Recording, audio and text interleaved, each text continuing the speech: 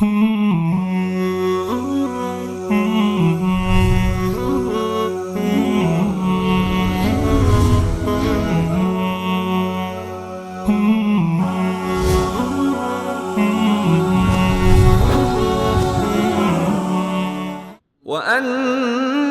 هذا صراطي مستقيما فاتبعوه ولا تتبعوا السبل فتفرق بكم عن سبيله ذلكم وصاكم به لعلكم تتقون.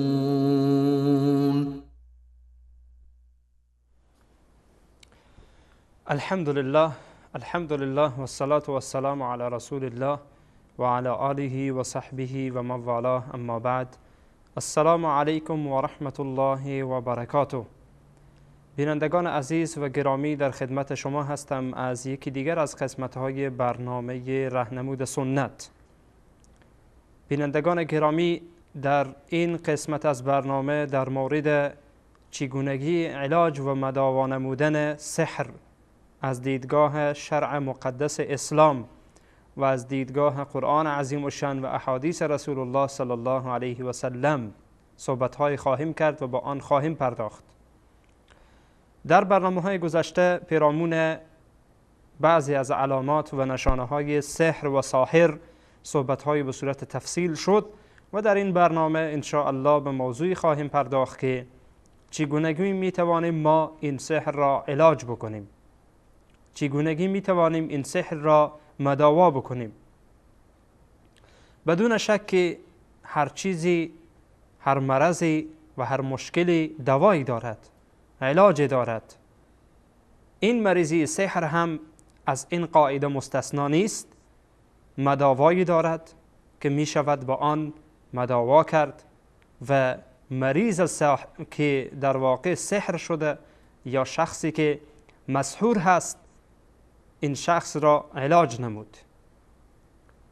ما وقتی که این موضوع را مطرح می کنیم به یک موضوع دیگر برخورد می کنیم که همانا بحث علاج و مداوای سحر هست که به چگونگی صورت می گیرد. در واقع علما می فرمایند که مداوای سحر به دو قسم تقسیم می شود. یکی این است که شخص را دوباره با سحر مداوا می کنند و یک گونه دیگر این است که توسط آیات قرآن و ادعیه مأثوره شخص را مداوا می کنند. قسم اول که همانا موضوع مداوا نمودن شخص مسحور توسط سحر هست، علما می فرمایند که این قسم ناجائز هست، غیر شرعی هست که شخص را با سحر مداوا بکنند. اتفاق می افته در جامعه ما، در جامعه اسلامی ما، که شخص مسحور میشه، یعنی این که سحر شده و وقتی که سحر میشه میخواهند که این سحر را مداوا کنند، پیش یک شخص جادوگر و شخص مفسد و شخص دجال میرن تا اینکه این شخص را مداوا بکنند. بدون شک این قسم حرام هست و این قسم ناجائز هست. چرا؟ به خاطر اینکه وقتی که شخص ساحر میخواهد این سحر را برای شما باز کند، یا شخصی که بسته شده میخواهد اون را باز کند، یا شخصی که سحر شده میخواهد سحر را از او دور کند، بدون شک باز هم این شخص به شیاطین و جنیات روی میاره و از شیاطین و جنیات کمک میخواهد، مدد میخواهد و بدون شک این قسم که همانا کمک خواستن از جنیات، کمک خواستن از شیاطین می باشد، بدون شک حرام می باشد و حرام است. پس بناهن برای یک انسان مسلمان مجاز نیست که برای دفع سحر پیش ساحر برود. که تا ساحر سحر را باز کند. چرا؟ به خاطر اینکه احادیثی وجود دارد که رسول الله صلی الله علیه و سلم با صراحت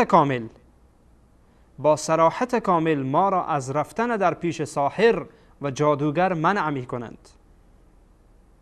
و همچنین که این احادیث را انشاءالله به آنها اشاره خواهم کرد. و همچنین اگر یادتان باشد در برنامه‌های گذشته ما به صورت تفصیل در این مورد صحبت کردیم که وقت جادوگر میخواهد سحر را بکند، افعال و اعمال زشت و بد و کفری و شرکی را انجام میدهد. پس بناهن وقتی که یک شخص مسلمان به نزد او میرود و برای او و بر این عمل کرده خطا و بر این عمل کرده زشت او سحر میگذارد، بدون شک گناهکار میشود. پس بناهن برای یک مسلمان مجاز نیست که به نزد اینها برود. اینها از شیاطین کمک میخواهند، از جنیات کمک میخواهند، از ستاره ها کمک میخواهند، عبادت شیطان میکنند، عبادت جن میکنند، عبادت ستاره میکنند، عبادت آفتاب میکنند، عبادت مهتاب میکنند، عبادت انسان میکنند، عبادت حجر و سنگ و چوب میکنند. پس بناهن در پیش این انسان‌های کافر رفتن اصلا خودش جرم است. چی به این برسد که شخص سخنش را تصدیق بکند؟ چی برسد به این که انسان به سخنش اعتماد بکند؟ شخصی که ادعای علم غیب می کند، شخصی که ادعا می کند که من غیب می دانم، شخصی که ادعا می کند که من با جنیات و شیاطین در ارتباطم، خودش این ادعا را می کند و در وقت انجام این عمل و در وقتی که می خواهد سحر را باز کند از شیاطین کمک می خواهد، اسمای شیاطین را یاد می کند، اسمای جنیات را یاد می کند، در حالت کمک خواستن از آنها، در حالت طلب کردن از آنها، در حالتی که از آنها استغاثه می کنه، استعانت می کنه و در حالتی که این جنیات و این شیاطین به اون نزدیک نمی شوند مگر این که اعمال کفری را انجام بدهد، مگر این که آیات قرآن را به کف پای خود بنویسد و داخل دستشویی برود، مگر این که آیات قرآن را با خون حیض بنویسد، مگر این که آیات قرآن را با نجاست بنویسد، مگر این که آیات قرآن را از روی حد که حرمت آتش بزند، مگر این که آیات قرآن را سرچپه و واژگون بنویسد. تا این کارها را انجام ندهد شیاطین تحت فرمان او نمی آیند و شیاطین و جنیات و او کار نمی کنند. خب وقتی که شخص مسحور را میبریم به نزدش، شخصی که مریض است میبریم به نزدش، همین کارها را دوباره انجام میدهد، همین کفریات و شرکیات را انجام میدهد تا شیاطین بر او توجه بکنند، تا شیاطین در خدمت او حاضر بشند، تا شیاطین در خدمت او بشند و بخواهند که برای او کمک انجام بدهند. شخص مسلمانه، برادر و خواهر مسلمانم، آیا راضی میشوی که در نزد همچون انسانهایی بروی؟ این اولش. در ثانی ما ایمان داریم به پیامبرمان صلی الله علیه و سلم، ما ایمان به قرآن داریم. این احادیث رسول الله صلی الله علیه و سلم ما را از رفتن در نزد اینها منع می کنند. رسول الله صلی الله علیه و سلم در حدیثی که امام مسلم روایت می کند، حدیث شماره 2230، که پیامبر صلی الله علیه و سلم می فرمایند من اتی عرافا فاسأله عن شیء لم تقبل له صلاة 40 لیله. شخصی که به نزد جادوگر می رود تا 40 شبانه روز نمازش قبول نمی شود، که در برنامه‌های گذشته همین حدیث را به تفصیل توضیح دادیم که منظور از قبول نشدن این است که ثوابی در نمازش نهفته نیست. و همچنین در حدیث دیگری که امام ابی داود رحمه الله در حدیث طولانی بیان می کند، از رسول الله صلی الله علیه و سلم این حدیث را روایت می کند. رسول الله صلی الله علیه و سلم می فرمایند من اتی کاهنا فصدقه بما یقول. مورد اول که در صحیح مسلم بود این است که شخص به نزد جادوگر فقط می رود، که در لابلای حرفهای هم صحبت کردم به این موضوع که حتی رفتن در نزد اینها جرم است. جرمش همینه که ثواب و پاداشی در نمازهایش در 40 شبانه روز نهفته نیست. و مورد دوم اینه که شخص تصدیق میکنه، نعوذ بالله، یک انسان کافر و دروغگو را تصدیق میکنه. رسول الله صلی الله علیه و سلم در این حدیثی که امام ابی داود از حضرت ابی هریره رضی الله عنه روایت میکنه، رسول الله صلی الله علیه و سلم فرمودن من اتی کاهنا فصدقه بما یقول، شخصی به نزد کاهن و جادوگری می رود و او را تصدیق می کند، سخنهایش را تصدیق می کند، به نزدش می رود و به او اعتماد دارد، نعوذ بالله، سخنهایش را تایید می کند که بله راست گفته، نعوذ بالله. پیامبر صلی الله علیه و سلم می فرمایند فقد برئ بما انزل علی محمد صلی الله علیه و سلم، این شخص از قرآن بیزار شده، از قرآن دور شده. این شخصی که می رود به نزد جادوگری تا سحرش را برایش باز کند، می رود تا علاج سحرش را بکند، مداوای سحرش را بکند و او را تصدیق می کند و سخنش را تایید می کند، از قرآنی که بر پیامبر نازل شده بیزار شده، از قرآنی که بر پیامبر نازل شده دور شده. از این صریحتر پیامبر صلی الله علیه و سلم بیان میکنند که با صراحت کامل و ما را از شر این انسانهای دجال و انسانهای شیطان صفت باز می‌دارند. این حدیث را امام ابی داود رحمه الله در کتاب سنن خود روایت میکنه، حدیث شماره 3904. و همچنین حدیث دیگری پیامبر صلی الله علیه و سلم میفرمایند که این حدیث را در مسند بزار میتوانین ببینین، حدیث شماره 3578. پیامبر صلی الله علیه و سلم در حدیث طولانی که عمران ابن حسین از پیامبر صلی الله علیه و سلم روایت میکند میفرمایند لیس منا من تطیر او تطیر له، که این بحث ان شاء الله میگذاریم برای برنامه‌های آینده که در مورد شگون و بدفالی ان شاء الله صحبت خواهیم کرد. او تکهن او تکهن له، شخصی که برای او کهانت می شود و خودش کهانت می کند، یعنی جادو می کند یا بر او جادو می شود. او سحر او سحر له، یا شخصی که بر او سحر می شود یا شخصی که سحر می کند. پیامبر در اول حدیث چی فرمودن؟ لیس منا، این از ما نیست، از امت من نیست، از امت من محمد رسول الله نیست این انسان که برود سحر کند یا بخواهد که بر او سحر شود یا علاج سحرش را از ساحر بخواهد. بعد در ادامه پیامبر صلی الله و من عقد عقدة، همچنین پیامبر علیه السلام میفرمایند که چون وقت سحر میشه این نخه ها بسته میشه و به هر حال چیزهای بستنی بسته میشه. در ادامه پیامبر علیه السلام میفرمایند و من اتی کاهنا فصدقه بما یقول، شخصی که به نزد جادوگر می رود و او را تصدیق می کند، آنچه که این جادوگر ملحد، این جادوگر کافر و دجال می گوید آن را قبول می کند، تصدیق می کند. فصدقه بما یقول، تصدیق می کند آنچه را که این انسان می گوید.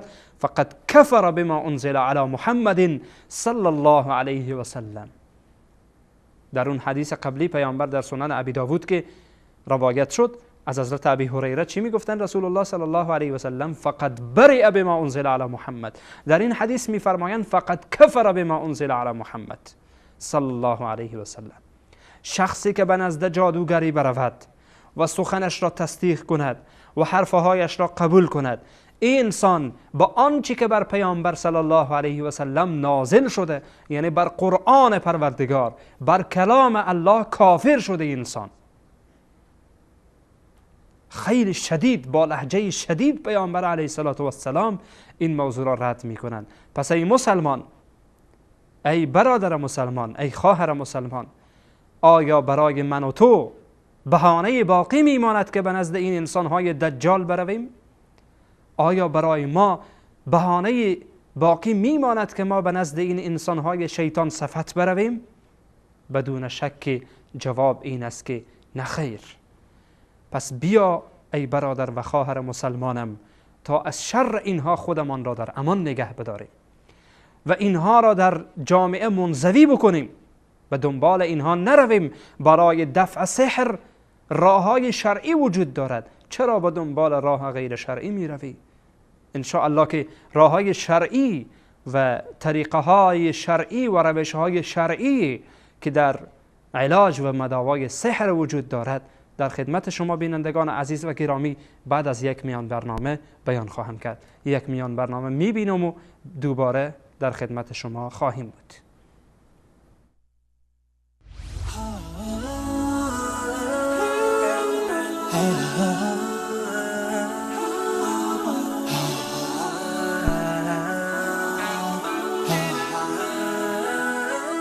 وصال حق گامی در راستای بیداری.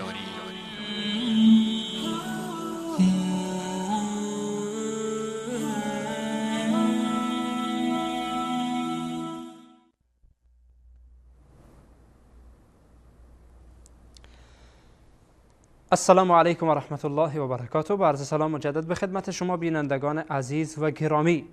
بله بینندگان عزیز و گرامی، در مورد علاج و مداوای غیر شرعی و غیر اسلامی سحر صحبت کردیم قبل از میان برنامه. حالا میخواهیم در مورد راههای علاج و روشهای علاجی که شرعاً آنها جایز هست صحبت بکنیم. یکی دیگه از این اقسامی که انسان میتونه سحر را علاج بکنه روش شرعیش هست.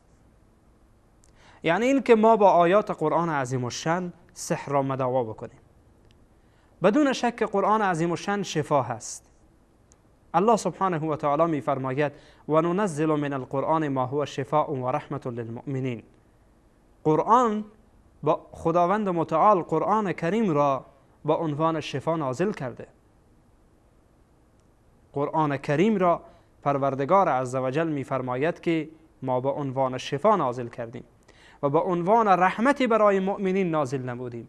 این قرآن دوا و علاجی است برای قلبهای فاسد و این قرآن دوا و علاجی است برای تمام امراض جسمانی و امراضی که باطنی هست.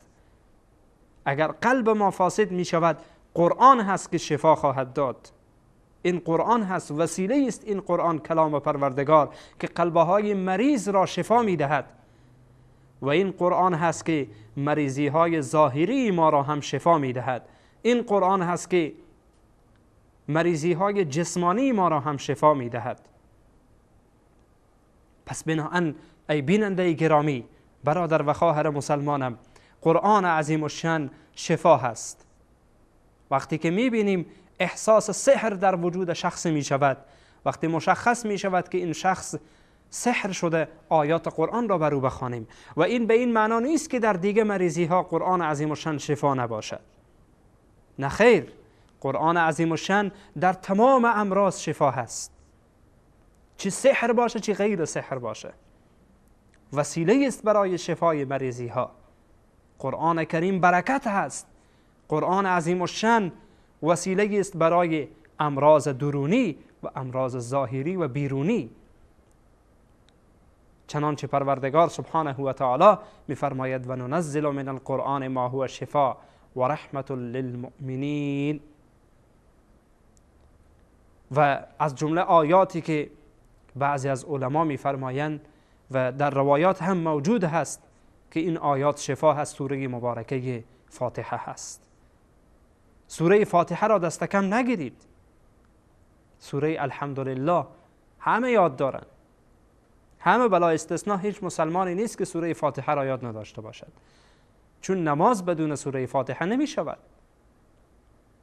اکثر علما و جمهور علما نظرشان بر این است که سوره فاتحه، خواندن سوره فاتحه رکنی از ارکان نماز است. یعنی اگر نخواندی نماز تو نمی شود، نماز تو صحیح نمی شود مگر این که باید سوره فاتحه را بخوانی. الحمد لله رب العالمین الرحمن الرحیم مالک یوم الدین ایاک نعبد و ایاک نستعین اهدنا الصراط المستقیم صراط الذین انعمت علیهم غیر المغضوب علیهم ولا الضالین. این سوره مبارکه فاتحه هست. سوره فاتحه آیاتی که در این سوره مبارکه هست وسیله است برای شفای امراض. و شخصی که سحر می شود این آیات بر او مکررن خوانده شود یا خود شخص این آیات را مکررن بخواند تا اینکه وسیله شود برای شفاهش. و همچنین سوره مبارکه بقره، سوره مبارکه بقره جنیات و شیاطین را از خانه‌ای که در آن سوره بقره خوانده شود، جنیات و شیاطین از اونجا فرار می کنند، جرأت نمی کنند که تا مدت طویل در داخل آن خانه و در داخل آن مکان داخل شوند در جایی که سوره مبارکه بقره خوانده شود. بر مریض سوره مبارکه بقره را بخوانیم. آیت الکرسی به خصوص در سوره مبارکه بقره، آیت 255 سوره مبارکه بقره، این آیت مبارک و آیت عظیم را تکرار بکنند. شخصی که مریض هست، شخصی که به سحر مبتلا شده بخواند یا بر او خوانده شود، مکررا بخواند این آیات را. یا دو آیه اخیر سوره مبارکه بقره، آمن الرسول بما انزل الی آخر آیات، این آیات را مکررا بخواند.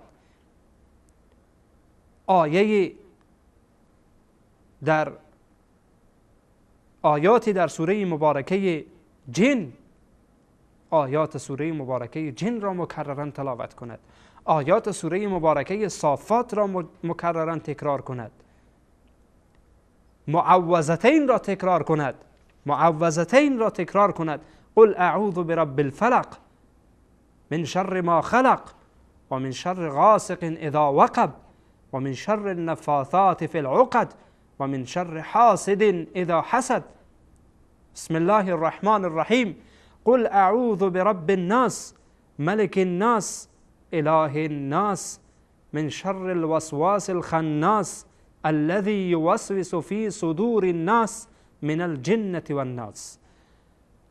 این را معوذتین میگویند. قل اعوذ برب الفلق، قل اعوذ برب الناس. این آیات را تکرار کند، این سوره ها را تکرار کند. اینها مؤثر است در دفع سحر، در نابودی سحر، در از بین بردن سحر. پس راههای علاج به دست من و توست برادرم، خواهرم. در داخل خانه هر کدام از من و شما این علاج ها وجود دارد. اما شخص دریا در پیشش هست اما تشنه لب این بر و این بر می گردد. بله، امروز به خاطری که ما از اصل دین دور شدیم، آب دریا در پیش ماست. قرآن عظیم الشان که آیاتش، همه آیاتش شفا هست، در پیش ماست.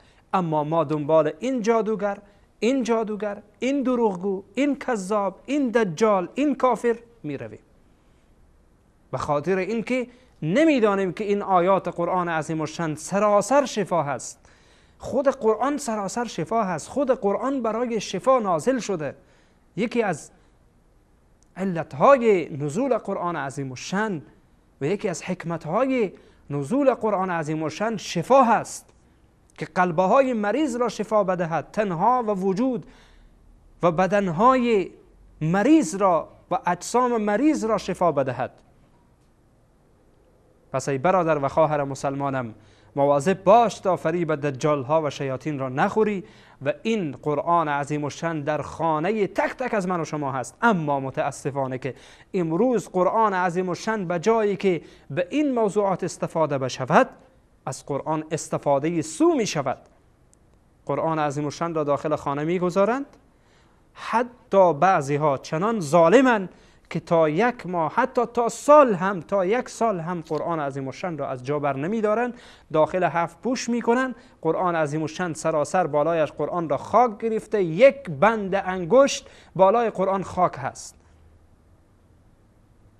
این قرآن شفا نمی دهد. این قرآن برای ما جز خسارت و جز بدبختی به وجود نمی آورد که ما همچون رفتار را با این قرآن با این گونه می کنیم. قرآن احترام میخواهد. احترام قرآنی نیست که هفت پوش کنی، آن را به تاقچه خانه بگذاری که اینقدر خاک، یک بند انگشت خاک بالای قرآن بنشیند. ماشاءالله تلویزیون در داخل خانه گذاشته، هر روز پاک میشه، پاک کاری میشه. اما قرآن در یک ماه هم برداشته نمیشه که آن را تلاوت بکنه. قرآن عظیم الشأن ای برادران و خواهران و مسلمانم در خانه تک تک از هر مسلمان قرآن کریم هست. پس بنابراین راه علاج را گم نکنید. راه علاج کاملا واضح است، مشخص است. همچنین دعاهایی از رسول الله صلی الله علیه و سلم هم ثابت شده که می توانیم از اونها هم استفاده بکنیم. یا دعاهای مأثوره به شکل اوراق، به شکل کتاب ها نوشته شده، دعاها و اذکار صبح و شام. در این اذکار صبح و شام بسیار مؤثره. دعاهای وجود داره که در واقع انسان از شر شیاطین و جنیات در امان میمانه. آیات قرآن هست، روایات رسول الله صلی الله علیه و سلم، دعاهایی که پیامبر علیه السلام استفاده میکردن در این اذکار صبح و شام موجود هست. حالا با نام‌های مختلف. خلاصه این که میتونین شما به هر عالمی مراجعه بکنیم. حتی ماشاءالله امروز علم بسیار پیشرفت کرده، میتونین در داخل کامپیوترتان، در داخل اینترنت شما هستید، فقط سرچ کنید اذکار صبح و شام، ماشاءالله همه چیز را به خدمت شما حاضر میکنه و موجود هست. پس بنابراین میتونین که از اذکار صبح و شام، از آیات قرآن عظیم الشأن که در همان اذکار صبح و شام هم نصفش تقریبا آیات قرآن عظیم الشأن هست و روایاتی هست، دعاهایی هست، دعاهای مأثوره‌ای که برای دفع، برای نابود کردن سحر هست و برای علاج و مداوای سحر مؤثر است. پس این راه علاج شرعی هست که این راه علاجی است که برای هر مسلمان لازمه که از این راه استفاده کند، نه از راه اولی که سراسر با شرک و کفر متاسفانه مخلوط است. الله سبحانه و تعالی برای همه من و شما توفیق بدهد که از قرآن عظیم الشأن پیروی بکنیم و قرآن در زندگی ما وجود داشته باشد و از شر خرافات و شرکیات الله سبحانه و تعالی ما را برهاند و نجات بدهد. تا برنامه دیگر همه شما را به الله پاک بی همتا میسپارم. الله سبحانه و تعالی یار و مددگار همه من و شما باشد. السلام علیکم و رحمت الله و برکاته.